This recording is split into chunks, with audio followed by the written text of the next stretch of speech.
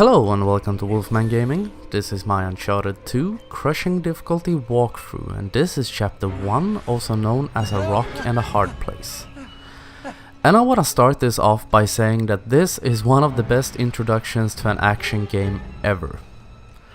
The first time I played this, I was completely starstruck when I started this up, because the game starts with Nate waking up in a train cart, hanging off a cliff in the Himalayas, I think it is, and bleeding heavily. And as a player, you have no idea how you got there. You have absolutely no background. You just know that you're in a really tight spot and you need to get out of it fast. It will get its explanation further on in the game, but if you haven't played it, which I assume most of you have, I'm not gonna tell you how you got into this situation.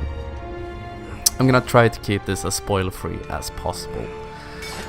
And also, I wanna say this may very well be my favorite game in the series. There are still a few days left until the release of Uncharted: The Lost Legacy, and so I may have to revise that opinion further down the line, but as it stands right now, I really like this game. I think this game has overall the best balance in the series between platforming, combat and storytelling, because as we all know, the first game is really rough, as first games usually are. That's the difference between game series and movies, actually, that the second game is usually better than the first, because they learn from their mistakes and they'll usually, hopefully, listen to the fans, see what people don't like about a game, and they fix that in the sequel. Whereas in movies, they usually make one good movie and then they just want to exploit and make more money and make a shitty sequel. And there are of course exceptions to both rules, but I'm not gonna get too far into that right now. Instead, I'm gonna focus on Uncharted 2.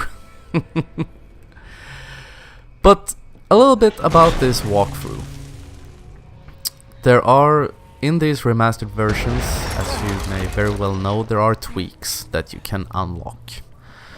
And you unlock these by getting the collectibles. And I will not be showing you how to get any of the collectibles, because as you may know already, I hate collectibles, and this is not that kind of a walkthrough. If you want collectibles, I suggest you use a collectible guide. I did it because some of them are really hard to find, and as I mentioned before, I think collectibles is just a lazy way for developers to prolong the adventure and make you feel that you got a bigger bang for your buck. But also, I'm not using any of the tweaks, because you don't need them if you play the game smartly, and I will show you my best strategies for getting through the different combat sequences in this game. But if you want to unlock them and just go postal through the game, feel free to do so. It can be really fun, but as long as you're not playing on brutal, ammo is never really a problem in this game, as in most of the game series actually, because ammo is usually in plenty supply. Was that correct? Plentiful supply. And as long as you don't go completely postal, you should suffice. But here we are coming up to the only enemy you will face in chapter 1. So I bring out my gun, and this I didn't like. You saw that first bullet? It clipped him straight in the mouth.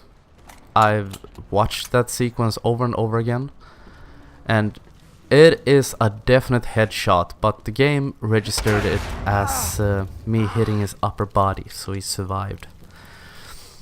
And getting headshots can be a little bit more difficult in this second game than in the first one. but the combat overall is actually easier in this game. The AI is not as aggressive as in the first game. They will not try to rush you as much as they did in Uncharted 1.